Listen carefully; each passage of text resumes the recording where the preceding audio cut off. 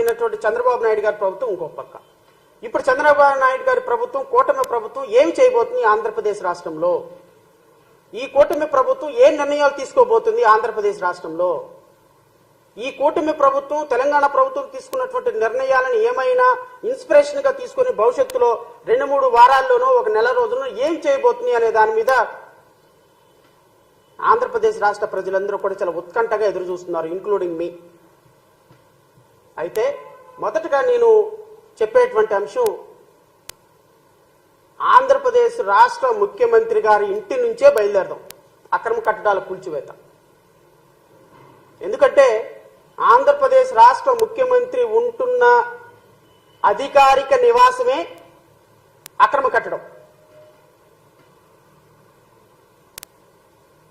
ఈ అక్రమ కట్టడంలో నివసిస్తున్నటువంటి అక్రమ ముఖ్యమంత్రి సక్రమంగా ఏమైనా నిర్ణయం తీసుకుంటాడా అది కొద్ది రోజుల్లో అనేది వేచి చూడాల్సిన సందర్భం.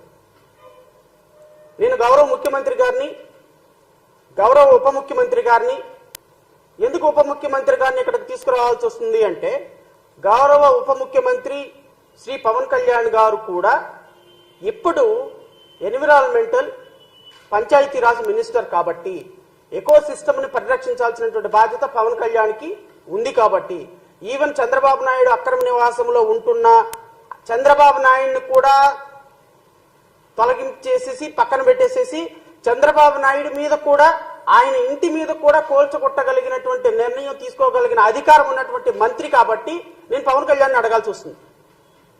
నేను గౌరవ ఉప ముఖ్యమంత్రి గారిని అడుగుతున్నా, మీరు మీ ముఖ్యమంత్రి గారు, మీ హెడ్ ఆఫ్ ది ఇన్స్టిట్యూషన్ ఉంటున్న అక్రమ కట్టడాన్ని ఎప్పుడు కోల్చబోతున్నారు? సినిమాల్లో డైలాగులు చెప్పి గబ్బర్ సింగ్ డైలాగులు రాష్ట్రంలో కుదరవు కదా సార్.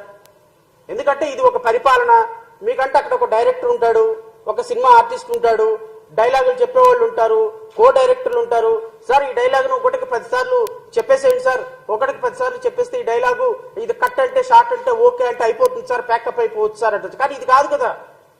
మనమేమో సినిమాల్లో చెప్పే డైలాగులేమో పబ్లిక్ లో ప్రచారంలో చెప్పాము, పబ్లిక్ లో చెప్పే ప్రచారాలేమో ప్రజల దగ్గరకు వచ్చేసరికి నోరు మెదపటంలా. ఎందుకంటే ఇక్కడ స్క్రిప్ట్ రైటర్లు ఎవరు ఉండరు. మీరంటే మొన్నటిదాకా ఎలక్షన్ ప్రచారంలో అంటే సాయంత్రం దాకా బట్టి పట్టేసేసి 4 డైలాగులు వచ్చేసేసి ఇష్టం వచ్చినట్టు మాట్లాడేసేయచ్చు. బట్ ఇక్కడ అది కాదు కదా. ఒకసారి ప్రెస్ మీట్ లో కూర్చున్న తర్వాత పక్కన మినిస్టర్లు లేకపోతే ప్రిన్సిపల్ సెక్రటరీలు కూర్చున్న తర్వాత మనకి ఫోన్ ఫ్రెండ్ ఉండడు, మనకి స్క్రిప్ట్ ఉండదు, మనకు ఓన్ గా మాట్లాడాల్సిన పరిస్థితి. సో ఓన్ గా రియాక్ట్ అవ్వాల్సిన పరిస్థితి వచ్చింది, ఓన్ గా యాక్ట్ చేయాల్సిన పరిస్థితి వస్తుంది, రియాలిటీగా ప్రయత్నం చేయాల్సిన పరిస్థితి వస్తుంది. ఎందుకంటే సినిమాల్లో నువ్వు ఇలా కొట్టగానే పడిపోయినట్టు యాక్షన్ చేస్తాడు. ఇక్కడ అలా కాదు కదా, యాక్షన్ చూపించాలి, నువ్వే కొట్టాలి, నువ్వే నిర్ణయం తీసుకోవాలి, నువ్వే పాట పాడాలి, నువ్వే డైలాగ్ చెప్పాలి, నువ్వే సాంగ్ పాడాలి తప్ప ఫోన్ ఫ్రెండ్ రాడు కదా ఇక్కడ. సో ప్రాక్సీ ఇచ్చి డిప్యూటీ చీఫ్ మినిస్టర్ ఉండడు కదా ఆంధ్రప్రదేశ్ రాష్ట్రంలో. సో డూబులు ఉండవు కదా ఆంధ్రప్రదేశ్ రాష్ట్ర ఉప ముఖ్యమంత్రికి. సో మీరే రియల్ హీరో కాబట్టి మీరు రేపొద్దున గౌరవ ముఖ్యమంత్రి చంద్రబాబు నాయుడు గారి ఏదైతే కట్టడం ఉందో, ఈ కట్టడం ఇల్లీగల్ కన్స్ట్రక్షన్ అని, నిబంధనలకు విరుద్ధంగా అప్పటి ప్రభుత్వం పర్మిషన్స్ ఇచ్చిందని పంచాయతీరాజు నుంచి మీ అందరికీ తెలియాలి. మీకు తెలియలేదో అధికారికంగా ఏమైనా డాక్యుమెంట్లు కావాలంటే నేను డాక్యుమెంట్లు ప్రొవైడ్ చేస్తా, అది అనధికారిక కట్టడం అని. దయచేసి దాని మీద నిర్ణయం తీసుకోండి. నిర్ణయం తీసుకోవటం కాదు, కోలుకొట్టడమే. ఇంకా దీంట్లో నిర్ణయాలు తీసుకోవటాలు ఏముండవు. ఎందుకు అంటే ఈ కట్టడాలు అనైతికమైనటువంటి కట్టడాలు అని గత ప్రభుత్వంలో మినిస్టర్ గా పనిచేసినటువంటి దేవినేని ఉమా గారు చెప్పినటువంటి వీడియో నేను ఇప్పుడు ప్రెస్ కి రిలీజ్ చేయబోతున్నాను. ఇది ఆల్రెడీ పాత వీడియోనే, పెద్దగా అందరికీ చూడాల్సిన అవసరమో చెప్పాల్సిన అవసరమే లేదు. కానీ ఇప్పుడు రిలీజ్ చేయడానికి కారణం ఏంటి అంటే, అధికారికంగా మీ ప్రభుత్వంలో ఒక ఇరిగేషన్ మినిస్టరే ఇది అనాధికారిక కట్టడము, ఈ కట్టడాన్ని కోల్చాలి అని చెప్పిన సందర్భంలో, వీళ్ళకి నోటీసులు ఇచ్చామని చెప్పిన సందర్భంలో, లింగమనేని గెస్ట్ హౌస్ కి నోటీసులు ఇచ్చామని చెప్పిన సందర్భంలో, ఈ నోటీసులు ఒక్కసారి ప్రభుత్వం ఇచ్చిన తర్వాత దాన్ని ఉపసంహరించుకునే అవకాశం లేదు. ఖచ్చితంగా ఈ కన్స్ట్రక్షన్స్ ను కూలగొట్టాల్సిన మార్గము. తెలంగాణలో ముఖ్యమంత్రి రేవంత్ రెడ్డి తీసుకున్నటువంటి నిర్ణయాన్ని, అక్కడ తీసుకున్నటువంటి ఎకో సిస్టమ్ను, చెరువులను, కుంటలను, కాలువలను రక్షించడానికి ఒక ముఖ్యమంత్రి తీసుకున్నటువంటి సాహసోపేతమైన నిర్ణయం, మీ శిష్యుడు తీసుకున్నటువంటి సాహసోపేతమైన నిర్ణయం గురువు గారుగా మీరు ఎందుకు తీసుకోలేకపోతున్నారు సార్? నాకు అర్థం కావటంలా. ముఖ్యమంత్రి చంద్రబాబు నాయుడు గారు, మీ శిష్యుడు మీకంటే అద్భుతమైనటువంటి సాహసోపేతమైన నిర్ణయాన్ని తీసుకొని వరుస పెట్టి ఇంజనీరింగ్ కాలేజీలు, యూనివర్సిటీస్లు, ఎయిర్ కన్వెన్షన్ హాల్స్ ఇంకోటి కూలగొట్టుకుంటూ వెళ్తుంటే మీరు మాత్రం ఇంకా అనాధికారికంగా అక్రమ కట్టడంలో నివసించి ఆహా ఓహో నేను అద్భుతమైనటువంటి అమరావతిని సృష్టిస్తా లేదా అద్భుతమైనటువంటి పరిపాలన చేస్తానని చెప్పటం ఎంతవరకు సమంజసమని జేబీఎం భారత్ పార్టీ మిమ్మల్ని ప్రశ్నిస్తుంది. దీనికి నాకు సమాధానం చెప్పకపోయినా రాష్ట్ర ప్రజలకు సమాధానం చెప్పాలి. లేదా మీ తనయుడు ఈ రాష్ట్రానికి మరొక అనాధికారిక ముఖ్యమంత్రి, ఐటీ మినిస్టర్, ఎడ్యుకేషన్ మినిస్టర్ కూడా ఆయనే అనుకుంటా. ఇట్ సీమ్స్ అనాధికారికంగా డిప్యూటీ చీఫ్ మినిస్టర్ గా యాక్ట్ చేస్తున్నటువంటి మంత్రి గారు, వీరు కూడా అదే నివాసంలో అక్రమంగా నివసిస్తున్నటువంటి మరొక సక్రమం అని చెప్పుకునేటువంటి మంత్రి. మీరు మంత్రులుగా, ముఖ్యమంత్రులుగా ప్రజల యొక్క జీవన ప్రమాణాలకి మీరు ఒక రోల్ మోడల్ గా ఉండాల్సిన సందర్భం. ఒక ముఖ్యమంత్రి గారే అక్రమ కట్టడంలో ఉంటున్నారు, ఒక మంత్రి గారే ఎడ్యుకేషన్ మినిస్టర్ పిల్లలకి అబద్ధాలు ఆడకూడదు, సత్యమునే పలకవలని చెప్పాల్సిన ఒక వ్యవస్థకి ఒక మంత్రిగా ఉన్నటువంటి నారా లోకేష్ అక్రమ కట్టడంలో నివసిస్తూ ఇది సక్రమం కట్టడమే, దీనికి అన్ని పర్మిషన్స్ ఉన్నాయంటే ఎలా ప్రజాస్వామ్యం అవుతుంది సార్? ఇది how we can call it as a democracy? మీరు అధికారంలో ఉన్నారు కాబట్టి మీరు రోల్ మోడల్ గా ఉండాలి. నేను Pawan Kalyan deputy chief minister గారిని కూడా అడుగుతున్నా, మీరు ₹1 జీతం తీసుకుపోతే నాయన ముందు ఆ 2 లక్షల జీతం ఏదో మీరు తీసుకొని చేయాల్సిన పనులు చేయండి. మీరు ఆ ₹2 లక్షల జీతం తీసుకోకుండా మీరు ఇక్కడ 2,000 కోట్ల మంది ₹2,000 ప్రాపర్టీస్ అనాధికారికంగా ప్రజలు వాడుకునేదానికి అవకాశం కల్పిస్తున్నారు. ఎవడొద్దన్నాడు మిమ్మల్ని జీతం తీసుకోవద్దని మేము వద్దన్నమా? జీతం తీసుకోవద్దా? ₹1 జీతం తీసుకోమని మేము వద్దన్నమా? జీతం తీసుకుని ఆయన చట్టం మీకు ఏదైతే పరిధి ఇచ్చిందో ఆ పరిధిలో జీతం తీసుకోండి, చట్టం ప్రకారం పనిచేయండి. రాష్ట్రంలో అక్రమ కట్టడాల్లో నివసిస్తున్నటువంటి ముఖ్యమంత్రి నివాసం మీద అధికారికంగా నిర్ణయం తీసుకోవాల్సింది మీరే. ఎకో సిస్టమ్ ని, ఫారెస్ట్ ఎన్విరాన్మెంట్ ని కాపాడాల్సిన సిస్టమ్ మీరే. కృష్ణా నదిని కాపాడాల్సిన బాధ్యత మీదే. ఎడ్యుకేషన్ మినిస్టర్ గా, ఐటీ మినిస్టర్ గా అనాధికారికంగా నివసిస్తున్నటువంటి నారా లోకేష్ అండ్ గౌరవ ముఖ్యమంత్రి చంద్రబాబు నాయుడు గారిని ఆ కట్టడంలో నుంచి కూలగొట్టి పక్కకు పెట్టాల్సి వాళ్ళని కూడా బుద్ధి చెప్పాల్సింది మీరే. ప్రశ్నించేది మీరే కదా. అదేదో సినిమా తీశారు, ఏంటి కెమెరామ్యాన్ గంగతో రాంబాబు. అసలు దాంట్లో ఒక్క డైలాగ్ మీకు గుర్తు చేసుకోండి సార్, ఒక్క డైలాగు. ఒక్కసారి నా పర్సనల్ రిక్వెస్ట్, ఆ సినిమా ఒక్కసారి సాయంత్రం వేసుకుని ఒక యూట్యూబ్ లో కొట్టుకొని చూడండి. కెమెరామ్యాన్ గంగతో రాంబాబుతో మీరు చెప్పినటువంటి డైలాగులు, అద్భుతమైనటువంటి డైలాగులు, సిస్టమ్ని కాపాడడానికి మీరు చెప్పిన డైలాగులు ఒక్కసారి గుర్తు చేసుకొని అనాధికారిక కట్టడాల మీద కొరడా రులిపించవలసిందిగా నేను కోరుతున్నా. అయితే గత ప్రభుత్వంలో ఇరిగేషన్ మంత్రిగా వచ్చిన తర్వాత ఎప్పుడు కూడా ఎక్కడ కూడా ఈ ఎసెన్షియల్ ఇవ్వద్దని చెప్పాను.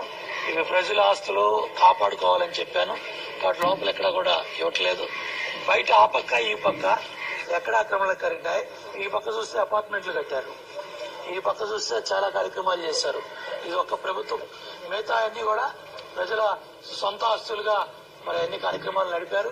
ఈ సొంత ఆస్తులేంటో, ప్రజల ఆస్తులేంటో, ఇరిగేషన్ ఆస్తులేంటో, రెవెన్యూ ఆస్తులేంటో టోటల్ గా ఈ రివ్యూలో combined action revenue irrigation coordinate చేసుకుని అవన్నీ కూడా పట్టబయలు చేస్తాం, బయటకు చేస్తాం. ఏదైతే మేము గ్యాస్ ఇచ్చామని దానికి ప్రతికూలంగా ఇల్లు ఇచ్చాడని, ఇల్లు ఇవ్వడం ఏంటండి? అది గవర్నమెంట్ ఇల్లు. నేను ఆ మాట చెప్పాను. నేను అక్కడ ఉన్నానంటే గవర్నమెంట్ ఇల్లు కాబట్టి ఉన్నా. నేను ఫస్ట్ డేనే చెప్పాను, this property belongs to government. Either నువ్వు ఇచ్చినా నువ్వు ఇవ్వకపోయినా ల్యాండ్ అక్విజిషన్ తీసుకుంటా. ఇస్తే ల్యాండ్ పోలి, లేకపోతే ల్యాండ్ అక్విజిషన్. టెంపరీగా నేను ఉండాలి కాబట్టి కార్యక్రమాలు స్టార్ట్ చేయాలి కాబట్టి ఐఎమ్ స్టేయింగ్ దేర్. రేపు ఈ ఏరియా మొత్తం కట్టకు అవతలుండే ల్యాండ్ అంతా అన్ని కన్స్ట్రక్షన్స్ పోయి టూరిజం మిగతాన్ని వస్తాయి. మొత్తం మాస్టర్ ప్లాన్ లో కూడా మొన్న నోటిఫై చేశారు. గవర్నమెంట్ ఒక ఐఏఎస్ కమిటీ వేస్తే ఆ ఐఏఎస్ కమిటీ వెళ్ళి ఓనర్స్ తో మాట్లాడితే ఓనర్స్ అందరూ విల్లింగ్ తో లెటర్ ఇస్తే దానికి కలెక్టర్ ఒక లెటర్ కూడా ఇచ్చారు. ఆ కలెక్టర్ ఆ లెటర్ లో 2 బెడ్రూమ్ 9,000 రూపాయలు, 2.5 బెడ్రూమ్ 10,000 రూపాయలు, 3 బెడ్రూమ్ 12,000 రూపాయలు. దాన్ని ఒకటి 1000 అడుగులు, 1400 అడుగులు, 1250 అడుగులు, 1250 square feet, 1450 square feet, 1750 square feet కి ఇచ్చిన అపార్ట్మెంట్ రేటు మాక్సిమం 12,000 రూపాయలు. చాలా మంచిది. అటువంటి టౌన్షిప్ కట్టినందుకు మేము ఆనందపడుతున్నాం. ఆ రూపాయి ఏది మాకు రాదు, గవర్నమెంట్ కి ఆల్రెడీ ఇచ్చేసాం. గవర్నమెంట్ కి మేము చెప్పింది ఏంటంటే మీదే గవర్నమెంట్ కూలింగ్ లో తీసుకోండి, నాకు దానికి సంబంధమే లేదు. నేను గవర్నమెంట్ కూలింగ్ లో తీసుకుంటే అన్ని బిల్డింగ్లు తీసుకుంటాం అన్నారు. ఉండవల్లి ఈయన చెప్పేది ఉమా గారు ఒక మాట చెప్తారు, ముఖ్యమంత్రి గారు ఒక మాట చెప్తారు, లింగమనేని ఒక మాట చెప్తారు. అది నేను ఇప్పటికే రెంట్ కడుతున్నాను, దానికి నేను అధికారికంగా ఉంటున్నాను తప్ప దాంట్లో నేను ఏ విధంగా నాకు గవర్నమెంట్ కి సంబంధం లేదు అని మొన్న చంద్రబాబు నాయుడు గారు మాట అన్నారు. లింగమనేని ఇది ఆల్రెడీ గవర్నమెంట్ తీసేసుకుంది, ల్యాండ్ పూలింగ్ లో తీసుకుంది, ఇది ల్యాండ్ ఎక్విజిషన్ లో గవర్నమెంట్ తీసేసుకుంది, ఈ గవర్నమెంట్ బిల్డింగ్ ఇది, నాకేం సంబంధం అని ఆ రోజు లింగమనేనని, ఈ రోజు గవర్నమెంట్ కి సంబంధం ఏంటి, నాకు అధికారికంగా నేను అన్ని పర్మిషన్ తీసుకున్నాను, ఇది నా స్థలం, నా కన్స్ట్రక్షన్, నేను చంద్రబాబు నాయుడు గారు రెంట్కి ఇచ్చానని ఈయన అంటాడు. ఇప్పుడు అంటాడు. ఇది ఇప్పుడు నేను ముఖ్యమంత్రి గారిని ఒకటే మాట అడుగుతున్నా, మీరు ఇది గవర్నమెంట్ కి అధికారికంగా ల్యాండ్ ఎక్విజిషన్ లో లింగమనేని గెస్ట్ హౌస్ ని ప్రభుత్వం ఏదైనా తీసుకుందా, తీసుకుంటే ఏమైనా అధికారికంగా ప్రొసీడింగ్స్ ఉన్నాయా, ఉంటే ఆ ప్రొసీడింగ్స్ ని ప్రెస్ కి రిలీజ్ చేయండి. మిమ్మల్ని కానీ నేను ఐటీ మినిస్టర్ కానీ ఇద్దరిని అడుగుతున్నా. నెంబర్ 2, ఇది ఇప్పటికీ కూడా ఇది మీ అధికారికంగా నివాసమా, దీనికి రెంట్ కడుతున్నారా, లేకపోతే దీనికి సంబంధించినటువంటి గవర్నమెంట్ బిల్డింగా? ముఖ్యమంత్రి ఉండగానే అది గవర్నమెంట్ బిల్డింగ్ అవ్వదు కదా. నవీన్ పట్నాయక్ లేకపోతే మొన్నటిదాకా Arvind Kejriwal 3 triple bedroom flat లో రెంట్కున్నాడు. అరవింద్ కేజ్రీవాల్ ముఖ్యమంత్రి కాకముందు, ముఖ్యమంత్రి అయిన తర్వాత కూడా రెంట్కున్నాడు. ముఖ్యమంత్రి రెంట్కున్నంత మాత్రాన అది అధికారికంగా గవర్నమెంట్ బిల్డింగ్ అయిపోతుందా? ఎక్కడో 1,00,000 రూపాయలు 2,00,000 రూపాయలు అద్దెకు తీసుకొని కేజ్రీవాల్ 1 సంవత్సరం పాటు ఒక బిల్డింగ్ లో అద్దెకు తీసుకొని ఉన్నాడు. అద్దెకు తీసుకున్నంత మాత్రాన ముఖ్యమంత్రి ఉంటే అది అధికారిక నివాసం ఎట్లా అయిపోతుంది? సో లింగమనేని గెస్ట్ హౌస్ ని మీరు అద్దెకు తీసుకున్నారా, లేకపోతే అది ప్రభుత్వ స్థలమా? ప్రభుత్వ స్థలం అయితే దానికి ఏమైనా ప్రొసీడింగ్స్ ఉన్నాయా? ఒకవేళ అద్దెకు తీసుకుంటే మీరేమైనా అద్దె కడుతున్నారా? ఇది ముఖ్యమంత్రి చంద్రబాబు నాయుడు అండ్ వారి సుపుత్రుడు చెప్పాల్సినటువంటి మాటలు. ఇవి రెండింటి మీద క్లారిటీ తీసుకోవాల్సిన బాధ్యత కూడా పవన్ కళ్యాణ్ గారికి ఉంది. నెంబర్ 3, ఇది ఒకవేళ లింగమనేని చెప్పినట్టుగా ఇది ప్రభుత్వానికి ఇచ్చేసి ఉంటే దీంట్లో మీకు ఏ విధమైనటువంటి సంబంధం లేదా? సంబంధం లేనప్పుడు ఇది నా బిల్డింగే, ఇప్పటికీ కూడా ఇది నా దగ్గరే ఉంది, మేము అన్ని అనుమతులు తీసుకుని కట్టాను, ఇది ప్రభుత్వానికి చంద్రబాబు నాయుడు గారికి ముఖ్యమంత్రి గారికి నేను ఓన్లీ రెంట్కే ఇచ్చానని చెప్తారా? ఒకవేళ ఇది సక్రమే అయితే, అక్రమం కాదు అని అనుకుంటే ఈ బిల్డింగ్ ని ఇది సక్రమం బిల్డింగ్ కాదు, అక్రమం బిల్డింగ్, దీన్ని ఇమ్మీడియట్ గా తొలగిస్తామని అప్పుడు ఇరిగేషన్ మంత్రి దేవినేని ఉమా గారు ఎందుకు చెప్పారు? అసలు మీరు కోస్టల్ కారిడార్ లో చట్ట నిబంధనలు, నేషనల్ గ్రీన్ ట్రిబ్యునల్ చాలా సీరియస్ గా అబ్జెక్ట్ చేసిన చోట, బిల్డింగ్ రూల్స్ పర్మిషన్ చేయని చోట మీరు 100 కోట్ల రూపాయలతో గెస్ట్ హౌస్లు కట్టుకొని కరకట్టుకి ఈ చివరి నుంచి చూస్తే ఆ చివరి వరకు మంతెన సత్యనారాయణ రాజు ఆలయం దగ్గర వరకు కూడా ప్రతి ఒక్కటి కూడా ఇల్లీగల్ గా గెస్ట్ హౌస్లు కట్టుకొని వాటికి మళ్ళీ దాని పక్కన ఇంకొక టెంపుల్స్, శివాలయాలని, రామాలయాలని కట్టుకొని కొంతమంది గవర్నమెంట్ గెస్ట్ హౌస్లు కట్టి, ఇరిగేషన్ గెస్ట్ హౌస్లు కట్టి వస్తాను నేను అన్ని ఏ విధంగా ప్రతి ఒక్కటి ఇల్లీగల్ కస్టడీలో కట్టడాలో ఏ విధంగా వీటి మీద నోటీసులు గవర్నమెంట్ ఇచ్చిందో, ఏ విధంగా నోటీసులు గవర్నమెంట్ ఇచ్చిన తర్వాత వీళ్ళు ఏ విధంగా 1 క్యాంటీన్లకి 100 కోట్ల రూపాయలు 2 కోట్ల రూపాయలు వీళ్ళకి ఏ విధంగా ఈ ప్రభుత్వంలో ఆ ప్రభుత్వంలో వీళ్ళు మామ్యామ్యాలు ఇచ్చి ఏ విధంగా ఆపుకున్నారో వీటన్నిటి మీద కూడా ఇప్పుడు రాష్ట్ర ప్రజల ముందు మీ చరిత్ర మొత్తం విప్పుతా, మీ చరిత్ర మొత్తం రాష్ట్ర ప్రజల ముందు పెట్టి, ఇదిగో ప్రభుత్వాల్లో పనిచేసేటువంటి మంత్రులు, ముఖ్యమంత్రులు, ప్రజలకు ఆదర్శపాయంగా ఉండవలసినటువంటి వ్యక్తులు ఈ విధంగా ఇల్లీగల్ కట్టడాల్లో, ఇల్లీగల్ కన్స్ట్రక్షన్స్ లో నివసిస్తూ 100 కోట్ల రూపాయల వ్యాపారాలు చేస్తూ ఉంటే, ఈ వ్యాపారాన్ని అరికట్టాల్సినటువంటి ప్రభుత్వ అధికారులు లక్షల రూపాయల లంచాలు తీసుకొని జోగులాడుతూ ఉంటే, మరి ఈ రాష్ట్రంలో ఒక పేదవాడు ఒక ఇటుక పెడితే సాయంత్రానికి 10 మంది అధికారులు వచ్చి ఆ ఇటుకతో పాటు ఇంకో 10 ఇటుకలు కూడా పడగొట్టేటువంటి దుర్మార్గమైన వ్యవస్థలో ఇక ఈ రాష్ట్రంలో లా అండ్ ఆర్డర్ ని పరిరక్షించాల్సింది ఎవరండి? నేను Lingamaneni guest house illegal construction చెప్పడానికి కూడా నేను ఒక రూల్స్ చదువుతా. ఆంధ్రప్రదేశ్ రాష్ట్రం ఏ విధంగా బిల్డింగ్ ని కట్టాలి, ఏ విధంగా బిల్డింగ్లు కట్టకూడదు అని 7/4/2012 అంటే దీనికి ముందున్నటువంటి ఇంకా GOMS నెంబర్ 483, ఇది డేటెడ్ 24/8/1998, 511, ఇది 17/11/2000 సంవత్సరం. GOMS నెంబర్ 33, ఇది వచ్చి 3/3/2001. ఈ విధంగా పాత జీవోలన్నింటినీ కూడా రెఫర్ చేసుకుంటూ జీవోఎంఎస్ నెంబర్ 168 లో 7/4/2012 లో ఒక జీవో ఇచ్చింది. ఈ జీవో ప్రకారంగా రూల్ 4, ఈ జీవో ప్రకారం rule 3 which specifically says no building development activity shall be allowed in the bed of river water bodies like river or nala and the full tank level or the lake, pond, చెరువు or Kunta, shikam lands. అంటే ఏ building అయినా సరే, any building activity shall not be allowed. ఏ విధమైనటువంటి building permission allow చేయడానికి లేదు.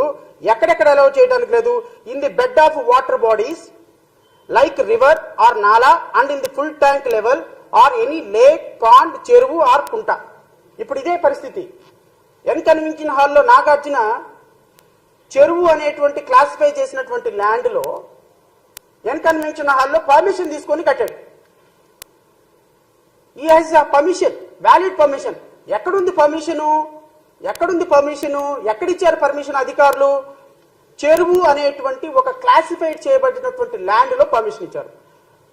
Any permission ఏ building అయినా permission ఇచ్చిన అధికారులు ఇచ్చారు అంటే, ఇచ్చిన పర్మిషన్స్ కనుక ఈ ల్యాండ్స్ లో ఉంటే, ఏది వాటర్ బాడీస్, నాలా, full tank level, lake, pond, చెరువు ఆర్కుంటా, ఈ క్లాసిఫై చేసినటువంటి ఏ భూమిలో అయినా సరే పర్మిషన్ ఇస్తే ఆ పర్మిషన్ చెల్లదు. అందుకనే రేవంత్ రెడ్డి ప్రభుత్వం డిమాలిషన్ చేసింది. హైకోర్టు ఎందుకు స్టే ఇచ్చింది? ఆయనకి బిల్డింగ్ పర్మిషన్ ఉంది కాబట్టి హైకోర్టు స్టే ఇచ్చింది. బట్ బిల్డింగ్ పర్మిషన్ వ్యాలిడ్ కాదు. ఏ విధమైనటువంటి బిల్డింగ్ పర్మిషన్ ఈ చెరువు, నాల, పాండు, ఇలాంటి కెనాల్ లాంటి క్లాసిఫై చేసినటువంటి భూముల్లో దేంట్లో కూడా బిల్డింగ్ పర్మిషన్ ఇవ్వటం వ్యాలిడ్ కాదు అని తెలంగాణ ప్రభుత్వం భావించింది, కొట్టేసింది. ఈ లింగమనేని కూడా చెప్పినట్టుగా ఈ క్లాసిఫై చేసినటువంటి భూముల్లోనే నేను పర్మిషన్ తీసుకున్నాను పంచాయతీ నుంచి అంటాడు. చంద్రబాబు నాయుడు గెస్ట్ హౌస్ కి చంద్రబాబు నాయుడు గారు ఇప్పుడు ఉంటున్నటువంటి అధికారిక నివాసానికి పర్మిషన్ ఉంది అని చెప్పేది ఇలాంటి క్లాసిఫై చేసినటువంటి ల్యాండ్ లో. అండ్ ఇంకోటి కూడా వస్తాను నేను. The above water bodies and courses shall be maintained as recreation and green buffer zone and no building activity shall be created out within 100 meters from the boundary of the river outside of the municipal corporation, municipality, nagara panchayati limits of 50 meters within the municipal corporation. ఏదైనా సరే buffer zone లో, అంటే Krishna water bodies లో ఉన్నటువంటి buffer zone లో ఏ building activity 100 metres లోపు, అంటే కృష్ణా నది పారుతున్నటువంటి ఏ దగ్గరైనా సరే 100 మీటర్స్ లోపు ఏ బిల్డింగ్ కన్స్ట్రక్షన్ చేయకూడదు. చంద్రబాబు నాయుడు గారి గెస్ట్ హౌస్ అధికారిక నివాసం ఎన్ని మీటర్స్ లో ఉందండి? గట్టిగా తుమ్మితే 25-20 మీటర్స్ లో లేదు.